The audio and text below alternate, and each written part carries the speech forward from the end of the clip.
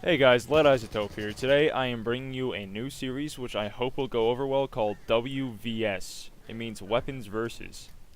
It's a Battlefield 4 series, or any shooter series really, that has guns that you can unlock and play with. So, the main point of this entire Versus series is to find the gun that might suit you best if you're stuck between two guns. For me, I really don't care which gun I use. I can use mostly all of them besides the SCAR H for some reason. That seems to be the only one that I have trouble with. So, let's hop into it then. First up, for the first episode, is the AK-12, which is the first starter gun for the medic class, and the SAR-12, which I believe is the third unlocked gun. The AK-12, most people hate it, most people think it's OP. Me, I think it's relatively balanced. My explanation behind it being balanced is in the recoil, the bullet damage, and in the magazine size, along with the reload time. Let's start with the recoil. The recoil has an initial upward swing of about 2.2, and then after the first shot is fired, it goes up by 0.3, to the right 0.1, and then to the left 0.15, so it's more of an upward swinging gun. Luckily, it's not too hard to counter that by knowing how to pull it down and being able to shoot accurately, which the heavy barrel attachment is the most useful for. However, the heavy barrel will definitely make it pull up, so you'll have to be pulling down a lot more than you initially would have to just using it plain. But it's definitely worth it considering it already has a high stability along with a high accuracy, and what you're really doing there is just adding more accuracy on, considering the heavy barrel makes it harder for the bullets to, how do I say this, it makes it harder for them to shoot around the enemy, which generally happens in this game, because it's the Matrix. Now let's hop into the muzzle velocity. The muzzle velocity is 600 meters a second, which is extremely fast in any circumstance. However, using a suppressor on the gun will significantly reduce the muzzle velocity by about 280, which drops it down to 320 from an original 600 meters a second. Now let's talk about the damage. The maximum damage that you can do, which is the most common for every assault rifle in the game, is about 25 damage, while the minimum damage is 18. The main point where the gun starts to lose its power is at about 8 meters, where the bullet drop starts to start. And at these further distances, it'll take about, I don't know, maybe 5 to 7 shots at minimum to kill a person, while at close range, it'll take about 3 to 6 bullets to kill. Now for the magazine size. The magazine size is 30 bullets plus 1 in the chamber if you reload early, that is.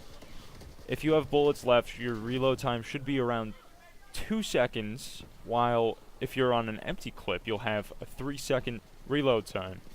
The reload times are significantly different, especially if you're in a very tight situation, such as in Rush when there are tons of people around you and there are only like 3 or 4 teammates left.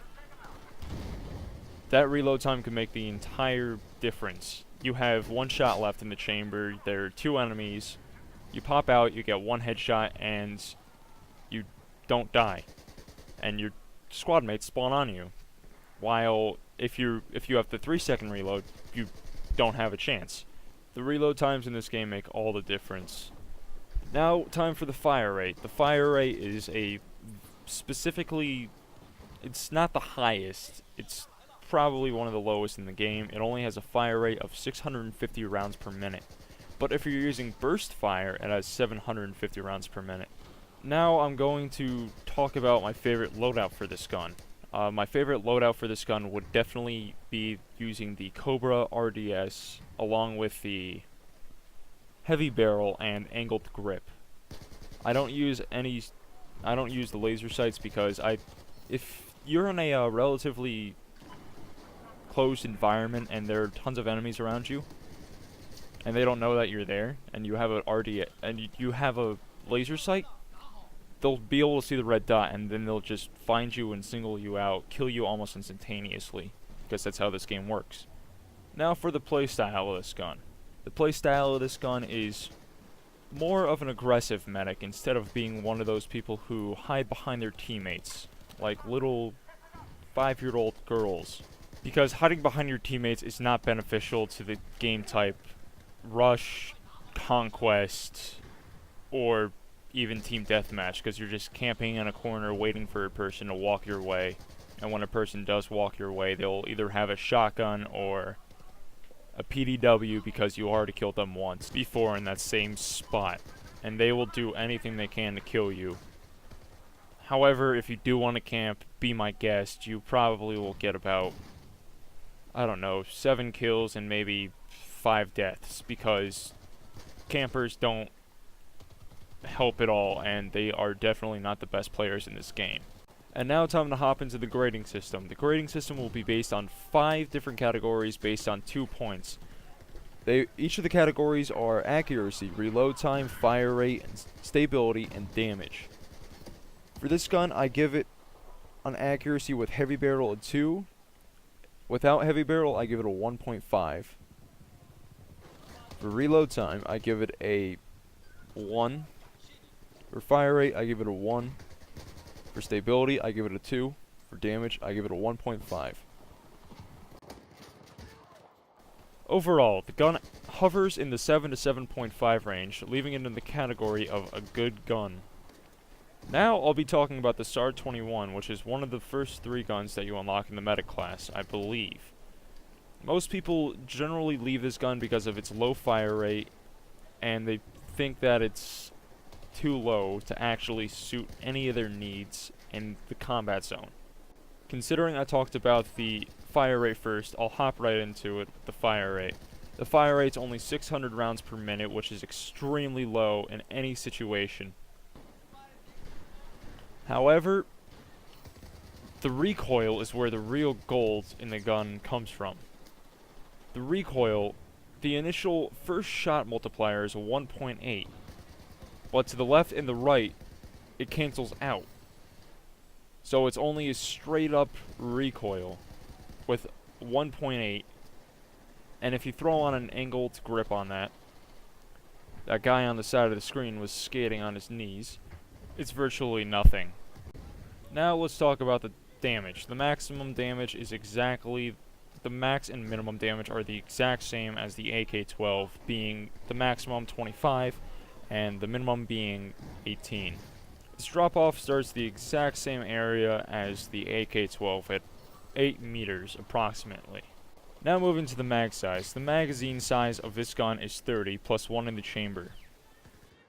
And with this gun, the 1 in the chamber can be life and death, considering it's such a low fire rate, and if you have an accuracy that is completely terrible, you might be screwed over, and you might have put about 6 to 7 bullets into one guy, and you only have about 6 bullets left in the magazine. You need to reload, and when you have ammo left in the gun, you have a 2.3 second reload time. While, if it's empty, you have a 3.4. The guy can just turn around, shoot you twice, and you die. You don't stand a chance if you don't have that extra second knocked off. Now time to talk about the muzzle velocity. The muzzle velocity is 650 meters a second, which is 50 meters more than the AK-12. And especially if you like using silencers, this gun is definitely for you over the AK-12, considering if you have a suppressor on this, it is 340 meters a second instead of 320. And that bullet speed can make all the difference in the end. The accuracy of this gun can be better. The heavy barrel changes a bit, but overall the accuracy is not the best, considering all the stuff that's happened to me using this gun. So for the SAR 21, overall, it's not bad. Time to get into the GPI. For the accuracy, I give it a 1.75. For reload, I give it a 0.75. For fire rate, 0.75. For stability, a 2. And for damage, a 1.5. Giving it an overall GPI of 6.75. The playstyle of this gun, it's definitely not rushing, it's more of a support class gun. Now it's time for my final verdict on which gun wins. To me, the winner is the AK-12. The biggest reason why I chose the AK-12 over the SAR was just because of the fire rate and the reload time, because the difference between these two things make day and night.